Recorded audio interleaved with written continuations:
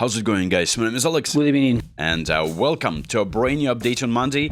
We have Champions League Varane pack. I'm gonna be covering Neymar hidden skills that I found after playing for a few days. And then, of course, there is this situation over here behind me. I'm now visiting my Mrs. relatives, so I'm not gonna be probably streaming PlayStation gameplay this week, but it's going to be a little bit, maybe some streams on mobile too. Hopefully the connection will be perfect for that. So speaking of this pack now, Champions League Varane, I think this looks great. Speed 90, there's defending numbers in high 90s, and jump and physical contact are alright. For Marquez, you can also reach 90 speed. His defensive numbers will be also pretty decent, and there's jump and physical contact. So two pretty much endgame defenders and offensive fullback Giovanni van Bronckhorst. I'm gonna be going with this build. For another pack that also was kinda predicted, it's Winter Transfer Highlight, and it's a 100 coin pack, and I would be probably skipping this if I were you. I just don't feel like there's a value in these players, unless you want to get like a Cancelo version for Barcelona or a new version for Antoine Semenyo. There's only one booster, so it's Antoine Semenyo who gets that booster, and this is the only decent card, and even then it's only 85 finishing. By this time, probably if you've been playing this game this year, could have received some free-to-play wingers, like Boyan, for instance, has much better stats. And this is just mostly pack for those who are like feeling like they need to build their newly transferred players team. I don't know what that is, but this would be a Cancelo build, pretty solid as well. Marc-Andre ter Stegen, kinda usable, that would be my build. And then Ademola Lookman, unfortunately he's not reaching 90 in some dribbling stats. He gets decent speed and acceleration numbers, and not a lot of offensive awareness for a goal poacher. Pascal Gross is Orchestrator. This can be usable, but overall, like, look, this Conor Gallagher, not really pacey and really cannot really sacrifice other stats. Quentin Timber as well, kind of pacier version of a box-to-box card, not really it. And Nicholas Fulkrug is just like not even the best at heading, although he's pretty tall. But if you really need someone to finish headers for you, now there's a hidden gem that I covered on my stream and I didn't realize he was dropped. I had a different version of him, that is Paul Onuachu, and you can see he is 201 centimeters tall, regardless of his stats, which gonna be boosted by the manager, like by 3 points or 2 points, depending on the threshold. It's gonna be 88 finishing, it's going to be 80 speed, and 88 kicking power, and there is going to be an insane reach for heading, right? So it's going to be pretty high numbers in heading, and of course he has aerial superiority, and he has heading as a skill. Now he's a super sub too, so imagine if you're losing a game and you're just pissed that your opponent is just abusing smart assist. You can abuse crosses, you can try to cross onto him, and maybe in the second half as a super sub he's gonna be delivering for you. That's how you spend 5-star nominating contract with use. I think there is really nothing to spend them on. I have this daily game box players pick. I think there is Kokchu left for me, and of course Desiree Doué, which I'm gonna be aiming to get. And I spent that on my console account. I couldn't really get Rijkaard there because Rijkaard gonna be definitely improving my team.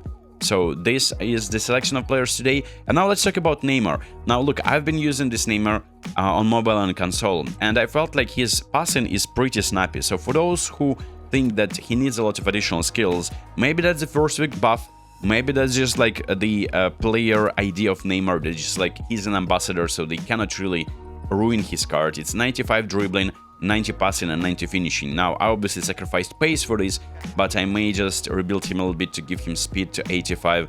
Balance is pretty high as well, and offense creator was the random booster received. He doesn't have soul control, but he can perform special double touch off the bat, which is kinda nice, but he doesn't have one touch pass, right? He has the no-look pass skill, which may be helping him with this type of like a stabbing on the ball from awkward position on a half turn, and the pass is still precise. So that's what you get with 90 passing. I gave him through passing as a skill already, but I felt like his hidden skill was the so-called phenomenal pass that you're getting with different players with a special skill added.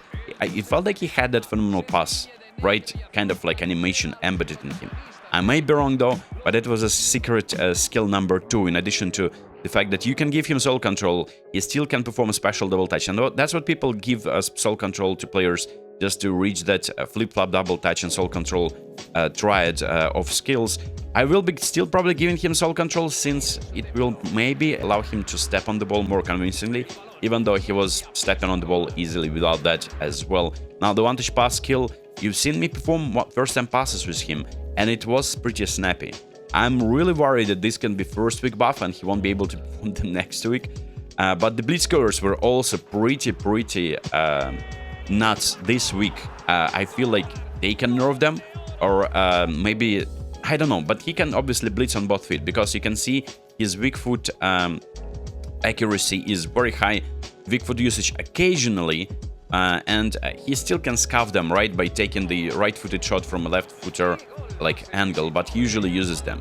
And this is pretty interesting card, and that's a creative playmaker playstyle as well. So if you're liking creative playmakers on that left side, you can see that I'm not playing him on the wing, right? I'm not playing him in this position or this position, just because it's gonna warrant him like left midfielder, for instance. He needs a proficiency for that, by the way, as well too. Just because I want the overlapping run of my, for instance, Zanetti here, so they can play 1-2 if Neymar is just getting caught.